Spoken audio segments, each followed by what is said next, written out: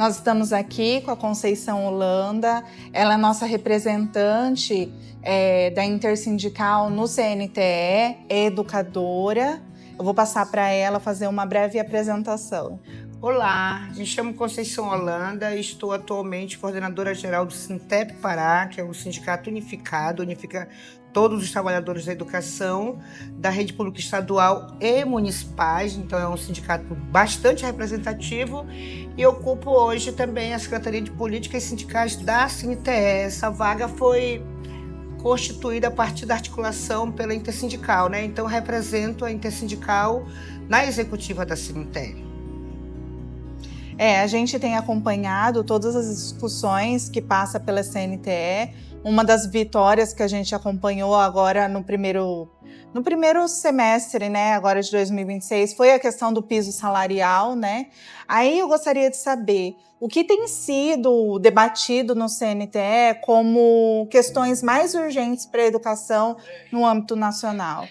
A gente tem levantado vários problemas inerentes a todos os estados, né? É o crescimento da terceirização e dos contratos temporários. A falta de concurso público é um problema geral da categoria em todo o país, né? A implementação, a conquista real do piso salarial do magistério, porque a gente tem um conjunto, uma camada de municípios e governos estaduais que não fazem o pagamento, não cumprem a lei do piso, Sim. né? Temos aí a conquista do piso salarial dos demais trabalhadores de educação, que a gente sabe que também será um problema efetivar. Para além disso, governadores e prefeitos têm se organizado na perspectiva de acabar com o piso do magistério e de não permitir a implementação do piso dos trabalhadores da educação, que são funcionários de escolas e funcionários da educação, né? É uma pauta comum. O assédio moral que a gente percebe, o adoecimento da nossa categoria é uma pauta comum em todo o país, né? A plataformização também é um outro problema que vem adoecendo, desgastando fisicamente, psicologicamente os trabalhadores da educação. Então, a retirada de direitos, os governos estão apresentando nas assembleias legislativas proposta de retirada de direitos conquistada pela categoria ao longo da nossa história, da nossa existência, né? É um problema também geral em todo o país, né? E tem outras questões que a gente precisa aprofundar melhor, mas seria interessante que a CNTE faz isso, que a gente pudesse ver o que é a pauta comum de ataques à nossa categoria, na perspectiva da gente estar fazendo uma luta geral para todos os trabalhadores da educação, de colocar na rua mesmo, apresentando aquilo que está ferindo de morte nossos direitos. Dia 15 agora de abril nós temos uma marcha da educação, mas também é uma marcha das centrais sindicais. E a nossa briga, além da defesa da escola pública, também é a luta por melhorar direitos, por afirmar nossas conquistas, né? Na perspectiva de avançar mais, né? No governo federal e nos governos estaduais e municipais. Isso. A gente percebe, por exemplo, lá em São José do Rio Preto, todas essas pautas, elas têm sido vividas na nossa realidade, né? A questão da plataformização, a gente tem alguns aplicativos já, né? Agora foi aprovado uma avaliação semestral para o ensino fundamental, que antes era feita apenas na educação infantil. Então, além da questão bimestral dos conceitos e das atas que têm que ser feitas bimestralmente, agora foi implementada uma avaliação que tem que ser feito um relatório do aluno semestralmente, então é mais uma demanda para o trabalho do professor, né?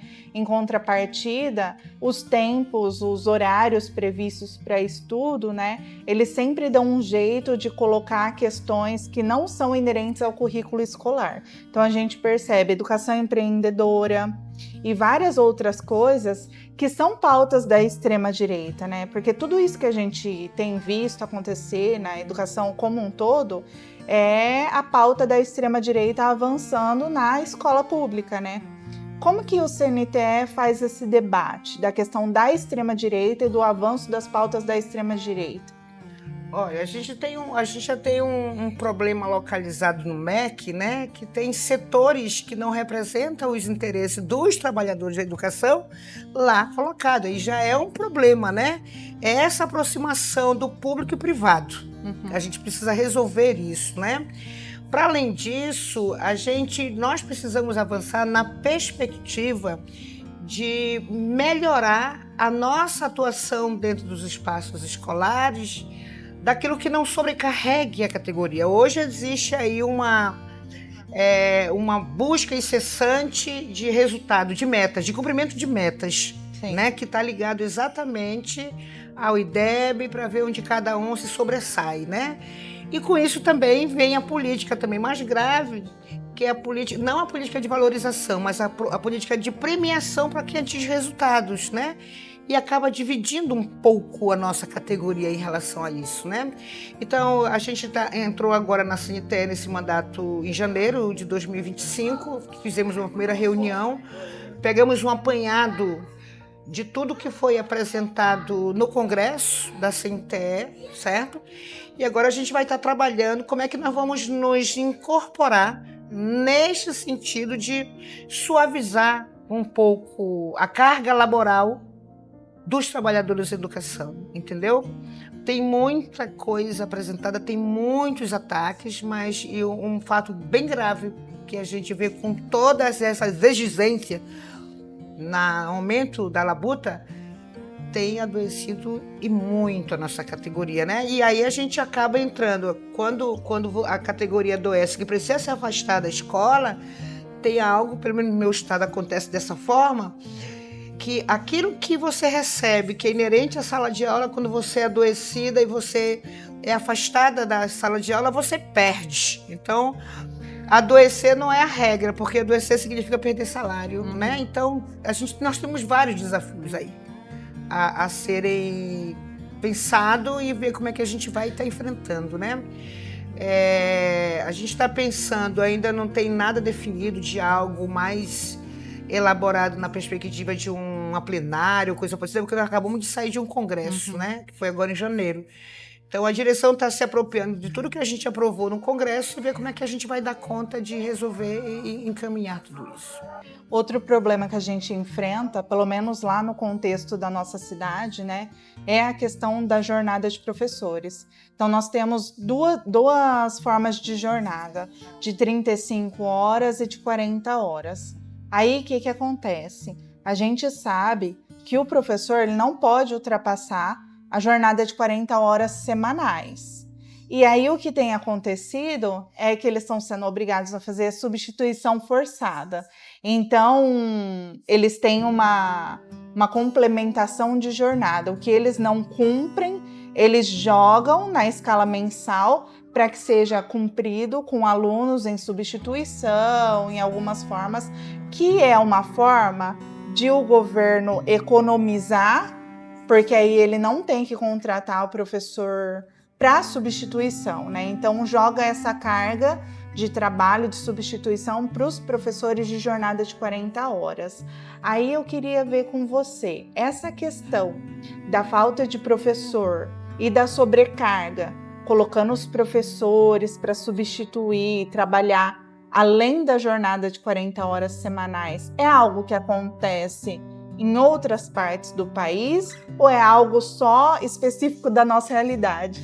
Eu quero contar um pouco a realidade lá do Pará. Lá no Pará, nós temos jornada de 20 ou 40 horas, certo?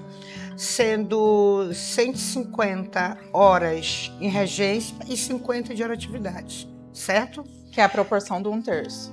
Ainda não avançamos para 1/3, certo? Nós estamos no 25% ainda, né? E aí, lá tem uma chamada aulas suplementares, que é pago àqueles que extrapolam a carga horária, certo? Antigamente, isso lá no Pará, essa aula suplementar, ela somava com o vencimento base, portanto, ela era aplicado no desconto da aposentadoria. Agora, depois a passagem do desastroso Rosselli lá pelo Pará, ele modificou e tornou essa aula suplementar precarizada, o valor a menos, né?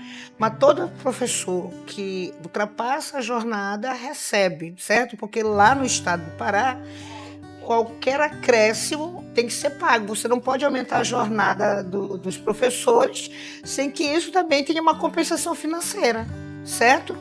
A luta em todo o país é pela aplicação de um terço conforme a lei do piso de hora atividade, porque o professor precisa ter tempo de pesquisar, elaborar, formular, corrigir, né? E isso precisa estar constando nos planos de carreira ou no estatuto de magistério que estejam lá nos municípios. Então, essa história de você, da não realização de concurso público, de sobrecarga de trabalho, inclusive utilizando a jornada para substituir e não remunerar, é uma prática de todos os governos, certo? Mas a gente precisa lutar para que aquilo que excede o meu tempo na jornada tem que ser remunerado. Não podemos, eles não podem utilizar a nossa força de trabalho achando que nós estamos aqui no magistério pensando só no bem-estar da educação. E o bem-estar da educação também passa pela valorização, pelo descanso, pelo respeito aos professores, aos trabalhadores da educação. Que, na verdade, a gente está exercendo a nossa força de trabalho e essa força de trabalho ela tem que ser remunerada. Então, a gente percebe, assim, pela sua fala, que a tese que a TEM levanta lá, que teria que ser ofertada essa questão das aulas, né, para os professores que quiserem substituir. Sim. E ela tem que ser remunerada. Então, a tese que a gente defende é que toda essa jornada de trabalho que ultrapassou e ela não foi remunerada, ela deve ser remunerada. Porque esse é um entendimento da categoria da educação no país como um todo, porque é o que está previsto na legislação, né? Mas a gente fica nessa discussão ali, porque quem está no governo defende sempre que o trabalhador perca, né? Porque não é um lucro visível, né? Que a gente está vendendo um produto e ali tem um lucro. É um lucro que eles economizam para aplicar recursos na educação, para investir em outras entidades, em outras situações, que é lamentável, né? A questão da educação inclusiva, né? A gente teve uma fala aqui sobre a importância de a gente pensar na educação inclusiva, né? É um debate que está sendo nacional, porque tem a defesa da escola comum e a defesa das pessoas com deficiência na escola comum, e tem aqueles que defendem as escolas especializadas. E a gente sabe que essa defesa das escolas especializadas tem por trás um investimento de recursos do Fundeb nessas instituições segregadas, né? Então, o que a gente precisa fazer é deixar os professores conscientes de que a defesa do investimento na escola pública, a defesa das condições de trabalho para o professor, ela passa também na defesa pela educação inclusiva e pelo investimento na educação dos estudantes com deficiência dentro da escola comum, né? Como que é esse debate dentro da CNTE? A gente tem vários problemas com a inclusão, né? E a gente precisa relatar aqui eles, né? Quantitativo de aluno em sala de aula. Os professores, pelo menos no meu estado, a gente tem o professor de educação especial e temos o professor regente da turma, né? Na maioria do país, não é assegurado o acompanhamento aos alunos, na maioria do país. Sim. A gente tem um problema porque a gente acaba não tendo a formação para tratar com esses alunos que precisariam de um atendimento especial, certo? Lá no meu estado, só através de decisão judicial é que o governo contrata um professor para ajudar o aprendizado daquele aluno, só. E isso é um retrato do país, além da diferenciação salarial, porque lá no meu estado, por exemplo, a gente tem um professor concursado de educação especial, mas agora aparece a figura do cuidador, certo? Do cuidador. Às vezes o cuidador, com a mesma formação e com a mesma jornada de trabalho, recebe um salário bem inferior daquilo que a gente tem hoje no professorado que é efetivo da rede pública estadual e nos municípios, né? Então a gente tem esse problema da inclusão. Defendemos a inclusão, defendemos que os alunos vão para as escolas comuns, mas é preciso assegurar a estrutura para a manutenção deste aluno, porque tem dificuldade. Nós não temos a formação para lidar com todos os problemas ou com todas as situações que os alunos estão colocados em sala de aula, sem o acompanhamento do professor específico, a gente não dá conta. E a gente vai acontecer o que acontece no país, né? Os pais retirando os alunos porque não conseguem ver diferença, ou a justiça tendo que obrigar, mas cresce e cresce. A matrícula na escola pública desses alunos que têm necessidades especiais, cresce a matrícula na rede pública, porém a rede pública não consegue fazer com que a gente dê a atenção devida aos estudantes, justamente pela falta do cuidador, né, do professor específico. E você acaba gerando problema. E tem aqueles alunos que precisam de uma atenção, tem um comportamento mais agressivo, né? A gente acompanha a nível nacional, inclusive alunos com autismo, um grau elevado de autismo, por exemplo, que você não consegue prendê-lo em sala de aula, muitas das vezes eles tornam-se agressivos, batendo nos colegas, batendo no próprio professor, né? Então é um problema que a gente enfrenta. E a gente precisa dialogar isso de uma forma bem ampla, porque é algo que atinge a nossa categoria no país, certo? O quantitativo que é dado de alunos com necessidades especiais dentro da turma é uma coisa grandiosa, né? E a gente vê a dificuldade real da nossa categoria de conseguir fazer um bom trabalho, né? Na perspectiva de que esse aluno também possa avançar nos estudos como os outros alunos.